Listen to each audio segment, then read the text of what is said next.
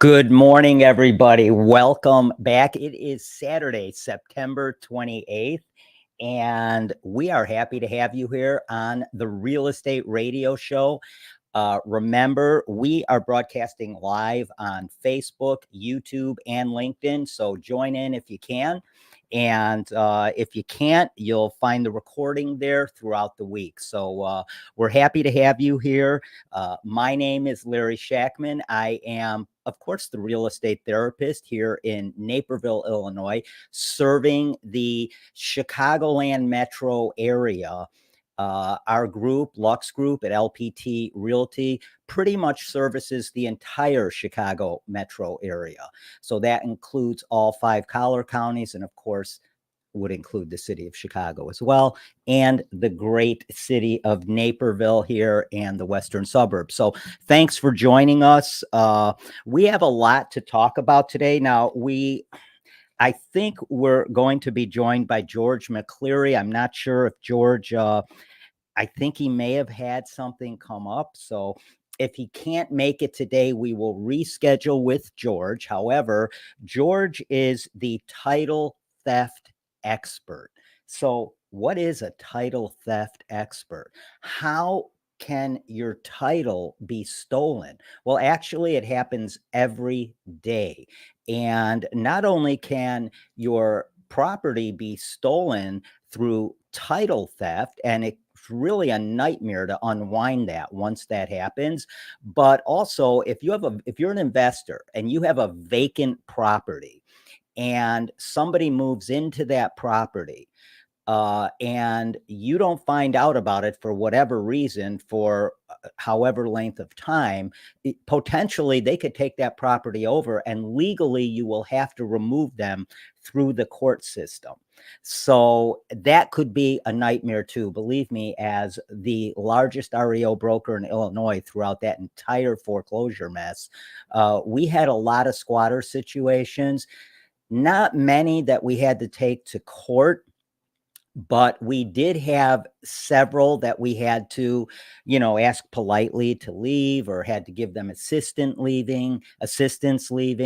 And so, it's a problem. If you're an investor, you know what I'm talking about. And if you're thinking about getting into real estate investing, whether that be single family homes, multifamily homes, whatever, this is something you definitely want to look into. So hopefully some point in the show, George will be joining us. If not, we will reschedule with him and see if we can get him back on the show. So let's just jump into this right now. As I said, I will be your host and real estate therapist for the next about 45 minutes here this Saturday, the 28th of September. As I said, I had a group of agents up at LPT Lux Group. And if you're looking for any help buying, selling, or investing, give us a call, 630-921-0611. You can find us all over the internet as well. And we're happy to help you with whatever it is you're trying to accomplish, whatever goal you're trying to accomplish in your real estate, either career or journey, if you're an investor or a home seller or a home buyer. So again, happy to have you guys with us. Last week, we had a great guest on. We had John Clopton on of Clopton Financial and Clopton Insurance. And John's insurance company primarily deals with investment properties and business insurance. And he is a large apartment holder here in the Chicagoland area. So John had a lot to say about what's going on in the investment community and how he thinks this whole thing with rates is going to roll out. And we had a great conversation. So we were happy to have John with us. A little house cleaning real quick. Remember to follow us wherever you listen to your favorite podcast. Just jump on, look for the Real Estate Radio Show, and that's where you're going to find us wherever you listen to your favorite podcast. Now, as I said, also, we always broadcast on LinkedIn, Facebook, and YouTube every week. You can find us on YouTube at Larry Shakman. So thanks again for tuning in. And let's jump right into this because first, affordability matters, right? I mean, one of the big issues in real estate right now is affordability is tough. And why is affordability tough? It's tough because interest rates have been higher, although they're starting to go down now, and we'll talk about that in a little bit. So yeah, affordability is a big stumbling block for a lot of people trying to get into the real estate market, whether that's as a buyer or an investor. Rates can hinder that if they go up, and of course prices have been spiking for a while, and they've still gone up, although there is some news on the horizon that might give people some good feeling about getting back into the market. But we'll see. I mean, there's a lot going on right now, so there's a lot of things to consider. So let's I'm going to put my binoculars on here so I could actually see what the stats I'm looking at. But some of the commentary throughout the week by a lot of people has been with rates. The Fed dropped their rate. The interest rate, mortgage interest rates have been flat or going down for the last, few weeks, whatever. Last week, it was pretty flat, nothing, kind of a nothing burger last week as far as mortgage interest rates go. And so that's something to keep an eye on. But yeah, people are going to be encouraged to get into the market, or maybe encouraged to stay on the sideline based on rates. So let's get into this real quick. So right now, like I said, last week, rates were pretty much of a nothing burger, and they may have enhanced some homeowners to refi, but they didn't make a big enough move, I don't think, to get anybody to jump into the market, although rates aren't bad right now. The 30-year fixed rates at about 6.22, and the 15-year fixed rates at about 5.38%, while the FHA and VA is at about 5.38, about 5.40%.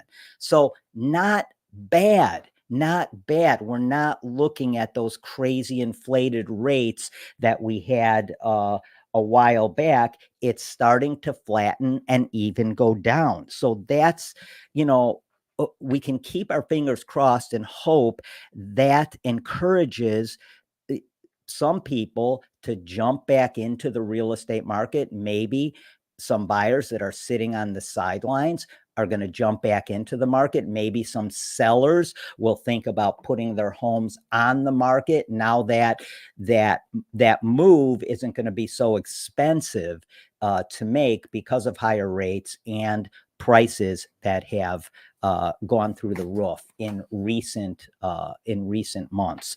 So here's an interesting statistic. So at the current average rate, you will pay a combined $613.77 monthly in principal and interest for every $100,000 you borrow. So for every $100,000 you borrow, based on the rates we currently have, you're going to pay about $613.77 per $100,000 you borrow. So that's something to keep in mind. That's an additional $3.89 per 100,000 compared to last week. So not huge, but prices did inch up a little bit in the last week. So, we'll see what happens with that. But right now, for every $100,000, you're paying about $613 and a little under $614,000. So that's something to consider, and maybe something to just keep in the back of your mind when you're thinking about getting into the real estate market right now. So home sales are down, right? We all know that home sales are, really, there's not a lot of momentum out there with home sales. So uh, here's the thing, though. What we think is because of declining mortgage rates, and hopefully the inventory continues to pick up and more houses come on the market, we believe that that's going to bring more people into the market and might boost those home sales. So that is what the hope is in terms of stimulating demand, although demand isn't bad right now. There's a lot of buyers on the market right now, looking to buy, looking to invest, especially investors. The investor market is very active right now. There's just not a ton of inventory out there. So the annual sales pace of new single family homes dropped 4.7%, while existing homes fell 4.2%. So new single family homes dropped 4.7%. Existing homes fell 4.2% in August. Now, here's the thing, though. Why are new home sales falling? So new builds, why are they falling? Because there's not a lot of building going on out there. It's extremely expensive to build a house right now, and takes longer. Takes longer to get, to go through municipalities and get um, you know get everything approved so you could actually start building. And it's just a tough process right now. So builders are not building as much as they used to. And actually they haven't built enough in the last decade, which is why we're down about 2.8 million homes on the market right now.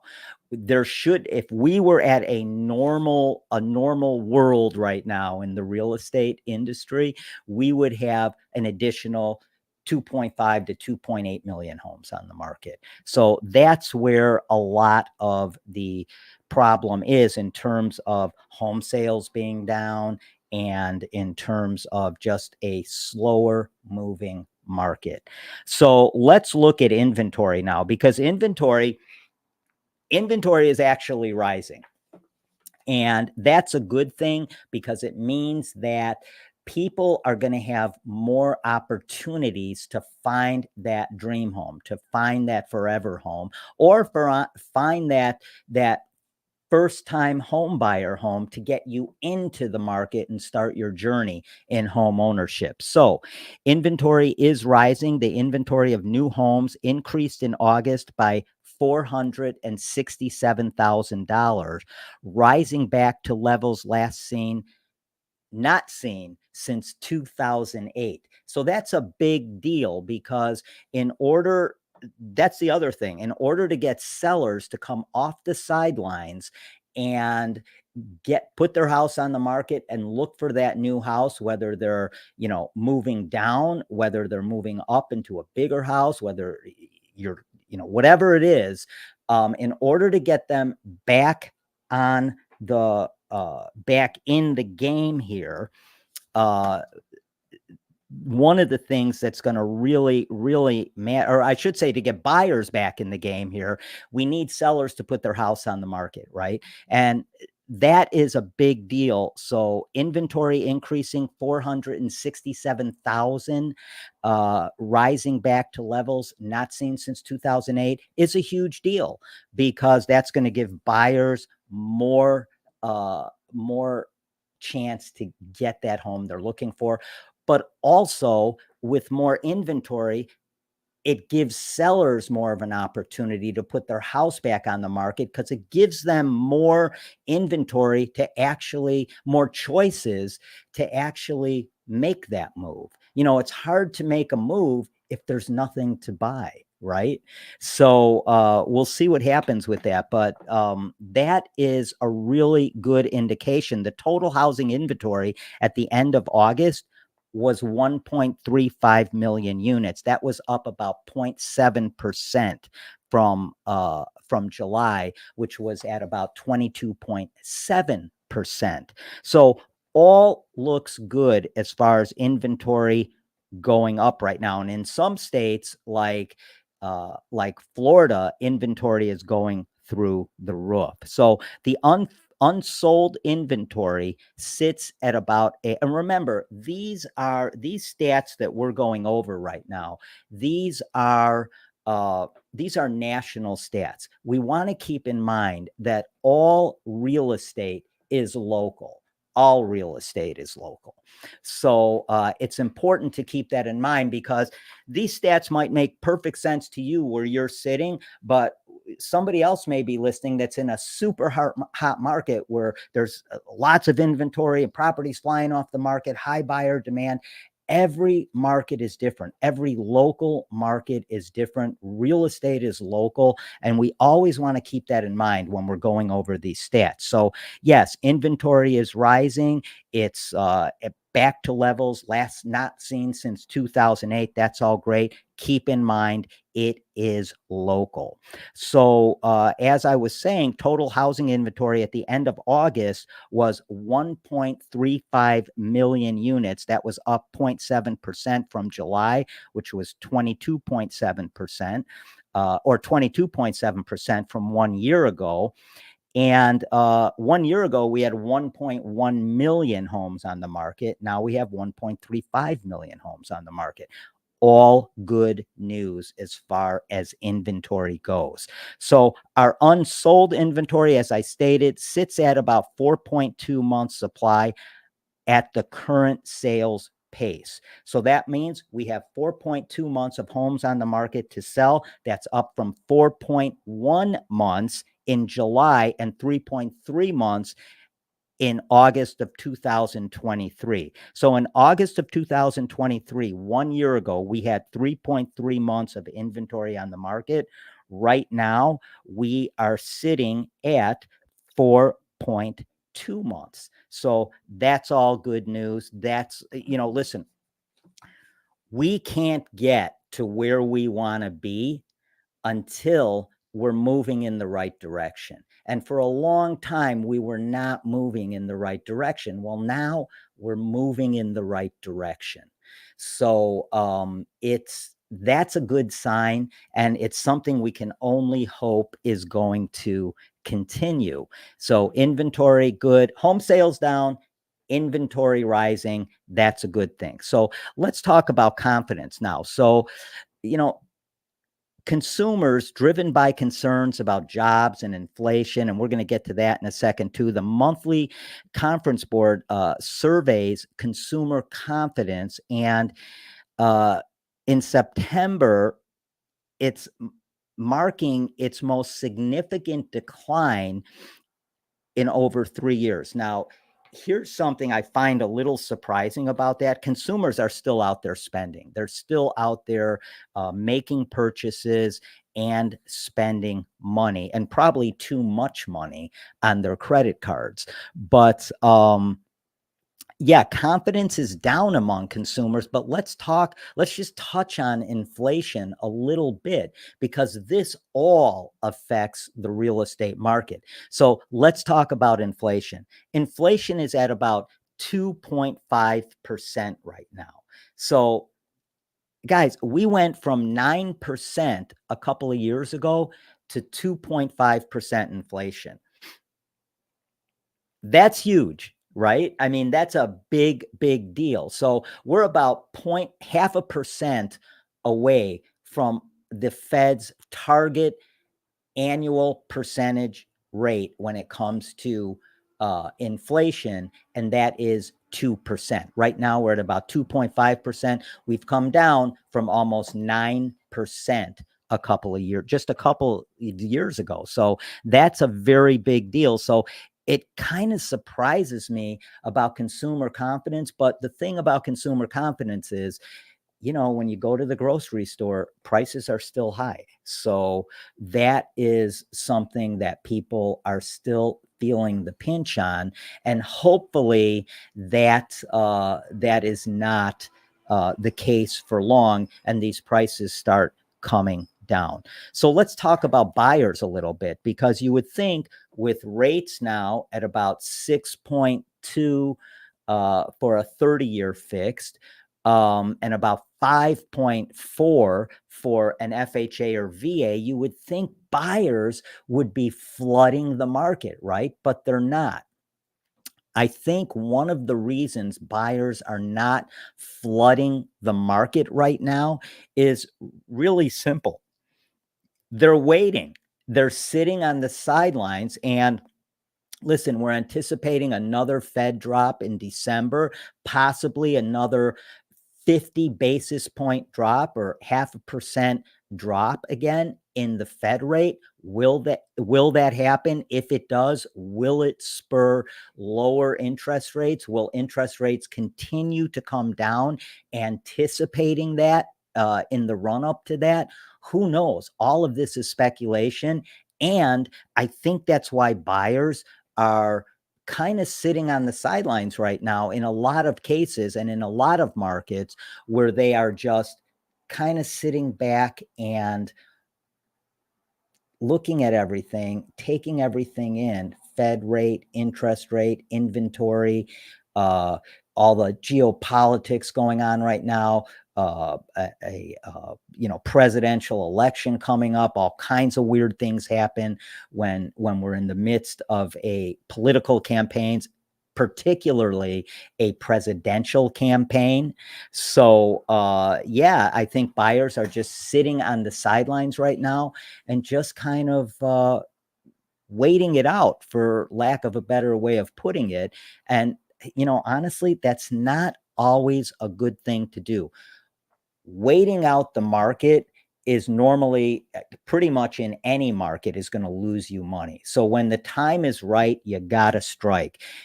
Listen, 6.2% isn't bad. If interest rates go down, you can always refinance. So keep that in mind if you're out there thinking about getting into the market, but sitting on the sidelines. So, guys, that's what's going on in a general sense in the real estate market right now.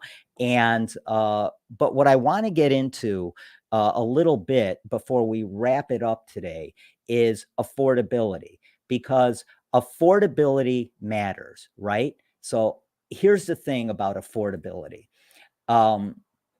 What's keeping a lot of buyers, or what has kept a lot of buyers out of the market, and just on the sidelines, not purchasing that first home and starting their home buying journey, or not moving up to that forever home and selling that first home they got into to begin their journey.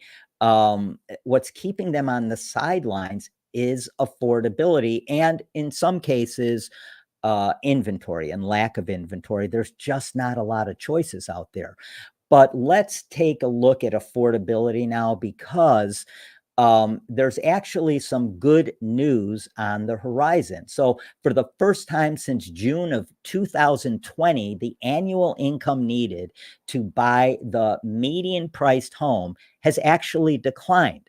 So let me say that one more time. Since June of 2020, the annual income needed to buy the median priced home has declined. So as of August 2024, it takes a household income of about a little under 116,000, $115,454 to afford the typical US home. And that is down 1.4% year over year. This is fantastic news, because it hits right at that affordability issue, which is keeping a lot of people on the sidelines. So that is great news. Now, why has this happened?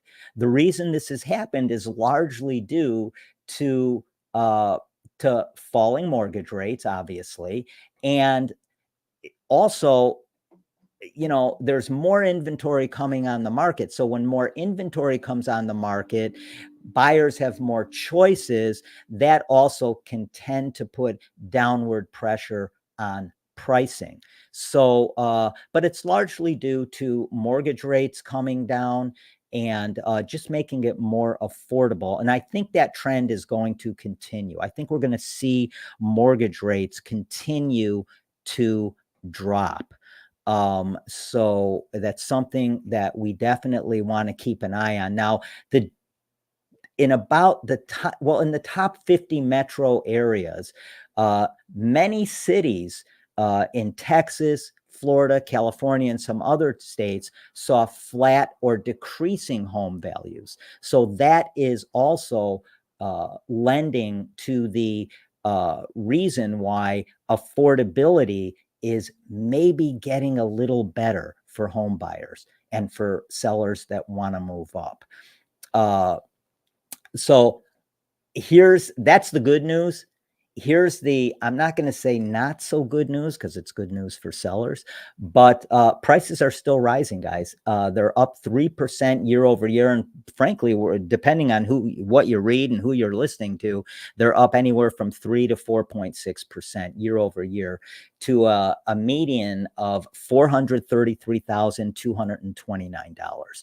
So that is, contradictory a little bit, but the reality of it is like I said earlier, we can't get to where we want to be if we're not moving in the right direction. So let's take a look at the top 10 cities in terms of movement towards more affordability. So the first one is Austin, Texas. So Austin, Texas, the median home price in Austin is $440,000. And Austin is going through kind of a tough time right now as far as the real estate market goes. But the median home in Austin is $440,000. The income needed to buy a $440,000 property based on current condition, rates, and everything else. And remember, this all depends on your own credit and your own individual situation and circumstance, but the income needed to buy a $440,000 house in Austin is and now this is family income, $133,346, and that is down about 7.9% year over year. So that's a pretty good drop. Down 7.9% year over year in Austin. Now, San Antonio, another Texas town, the median home price is $304,000. The income needed to buy that median home in San Antonio, Texas is $91,926. That is down 7.1%. Again, a pretty significant drop year over year. Now, having said all of this, and we have 8 more to go here, none of these have decreased more than 8%. So what we want to take away from that is these aren't like fire sales, right?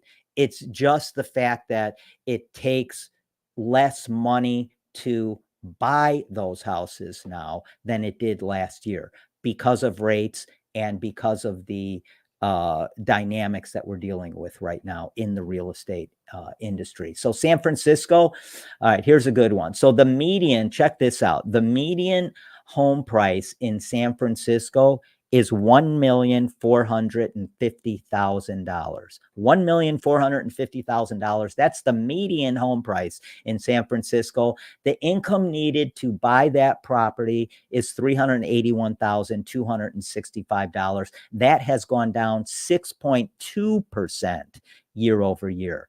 That is followed by Oakland, California. Oakland, the median priced home in Oakland is $900,000. The income needed to buy that home, $242,123, $242,123. That's down 5.5%.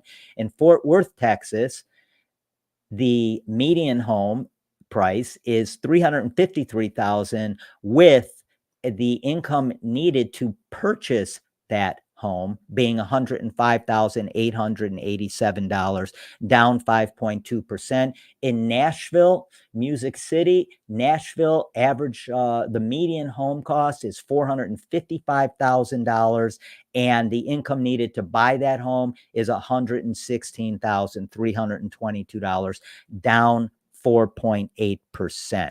So you're in a little better shape there if you're looking to get in the market as well, in Nashville. Jacksonville, Florida. Now we know Jacksonville is north in Florida, but Florida just got pummeled by Hurricane Helene, and they've been having a tough time in Florida anyway, as far as real estate goes.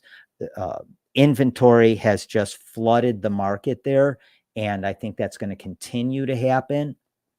Marketing times have gone up in Florida, but let's take a look at Jacksonville. So Jacksonville, Florida, $365,000 is the median price for a home in Jacksonville. If you have an income of $98,570, you can buy that or qualify for that $365,000 home, and that's down 4.4% over last year. Moving on to Atlanta. Atlanta, the median priced home is $395,000. And for that home, you would need a family income of $105,578 to qualify for that purchase, which is down 4% over last year. So that's a good sign in Atlanta too. Let's see what's going on in Big D, Dallas, Texas. $425,000 is the average, is the median cost for a home in Dallas, Texas. $125,616 is what it will take for your family income to qualify to purchase that home, which is down 3.9%. And that's followed by Tampa, Florida, another town in Florida where the median home price is $380,000. The income to qualify for that home, the family income to qualify for that home purchase, $102,556. That's down 3.4%. You know what's crazy about this list?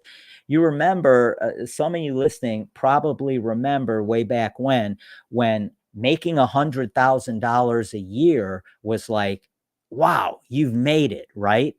Not the case anymore. So obviously, so it's just kind of funny juxtaposing that to how it was, obviously a while back. But yeah, $100,000 a year in income is not that magic watermark anymore. However, having said that, you can still purchase a house right now in some areas with an family income of less than $100,000, like San Antonio, Texas, like Jacksonville, Florida, and in other areas for just about $100,000, like Fort Worth, Texas, and some other areas like Atlanta, Georgia, where the median price is $395,000. If you make somewhere around $107,000, if your family income is around $107,000, you can qualify for that home. So that is all good news. Affordability matters, guys. That's what's keeping a lot of people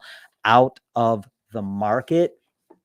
And having said that, we are going to take a quick 30-second break, and we're going to come back and wrap it up.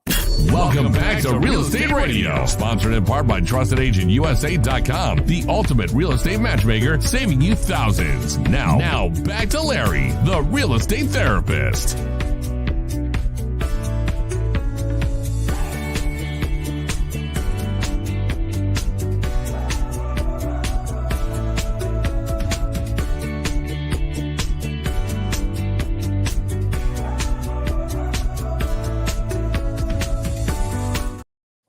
All right, guys, we are back. I hope that was some good information in terms of affordability and how it's, it looks like in at least those 10 markets we looked at, it looks like affordability is starting to kind of ease up, not be such a something that's going to stop people from getting into the real estate market, but what may actually spur them on to getting into the market because affordability is getting a little bit better.